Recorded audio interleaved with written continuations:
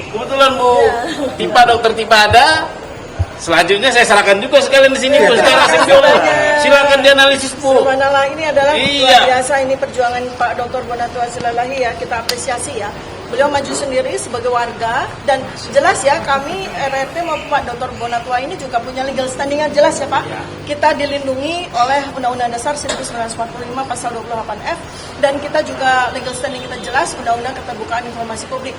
Nah, alhamdulillah puji Tuhan ya, melalui perjuangan Dr. Bonatua bersama dengan kami, karena kami sama-sama ini paralel untuk mengajukan surat yang sama ke KPU Pusat yang sudah dijawab, kemudian KPUD Jakarta dan KPUD Solo ya. Ini KPUD Solo yang saat ini masih belum lagi kami dorong, minggu lalu kami ke Solo juga. Nah, jadi alhamdulillah ini dengan demikian maka kami sudah mendapatkan salinan ya, fotokopi ijazah dari Joko Widodo yang maju pada Gubernur DKI Jakarta tahun 2012 ya. Kemudian kami juga mendapatkan salinan fotokopi ijazah yang untuk diajukan Pilpres tahun 2019. Nah, habis ini selesai di KPU di Jakarta, kami akan ke KPU Pusat untuk menagih janji, karena KPU Pusat menjanjikan kepada kami untuk memberikan salinan fotokopi ijazah Joko Widodo untuk maju Pilpres tahun 2014. Nah, ini juga sebuah sejarah ya Pak Bonatua ya. Kalau kami sudah mendapatkan keempat spesimen tersebut, ini adalah sebuah artefak yang sudah bisa secara legal dan secara metodologis kami akan lakukan penelitian ya dengan menggunakan telematika, digital forensik dan neuropolitika. Jadi ini sudah tidak terbantahkan lagi ya. Sebelum kami mendapatkan salinan dari KPUD Jakarta ini maupun KPU Pusat, sebetulnya secara metodologi riset sudah jelas ya. Ijazah Joko Widodo secara metodologi riset 99,9% palsu. Nah, ditambah lagi dengan bukti yang sangat akurat dari KPUD Jakarta maupun KPUD Pusat maupun KPU Pusat. Ada pertanyaan? Oh, Bapak, mungkin kalau dibandingkan dengan yang kemarin itu yang udah Bapak ambil di KPU Pusat itu ada yang beda nggak sih Pak, tanggal legalisir atau gimana? Semua ditutup ya. Sekilas sepertinya ini sama ya. Bedanya cuma yang warna ini yang berwarna. Kalau yang di sana kan warnanya hijau agak biru ya.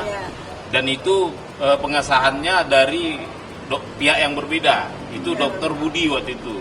Kalau sekarang Dokter Naim ya. Ya, jadi dekan ini berarti. Sekarang jadi dekan Bu. Enggak, ini di tahun ini begini ya. Jadi penjelasannya ya. Mungkin saya lebih. Ya, ini saya sebagai alumni UGM yang pernah juga minta legalisir ijazah ya.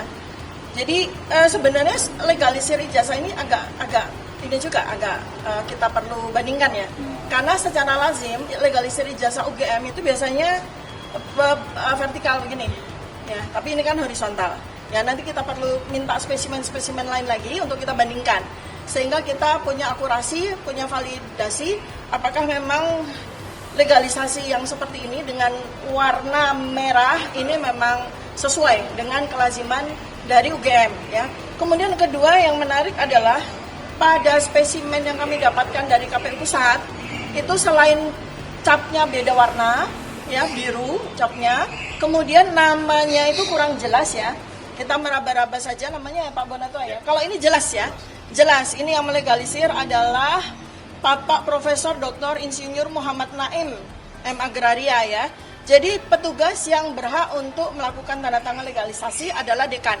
Maka kami akan runut apakah betul Pak Profesor Muhammad Naim pada waktu tahun 2010 ya, ini ketika 2012 ketika Joko Widodo maju ke gubernur itu apakah memang betul dekannya beliau, dan ya saya sudah mengenal beliau dan beliau juga termasuk institusi ya internal dari UGM yang speak up tentang masa lalu dari Joko Widodo ketika, dan beliau juga termasuk yang mempertanyakan tentang keakurasian dari pada masa Joko Widodo itu kuliah ya. Beliau yang jelas menyebutkan bahwa soal sarjana muda, soal sarjana itu Profesor Muhammad Naim itu adalah narasumber primer kami ya. Nah, kemudian yang aneh itu ya, ini kok ada konsistensi keanehan ya. Jadi yang konsisten itu keanehan aja, yang ketidaklaziman dan aneh sekali ya. Itu adalah bahwa pada beberapa hal pada beberapa artefak nih ya di dalam ijazah ini kan kenapa mesti ditutupi gitu loh? Untuk apa ditutupi ya? ini kan suatu keanehan karena nggak jelas. Ya, misalnya seperti tanda tangannya Profesor Yakob sebagai rektor waktu itu, tanda tangan dan materai dari Profesor Dr. Sunardi sebagai dekan UGM, ya, termasuk materinya juga di blok seperti ini.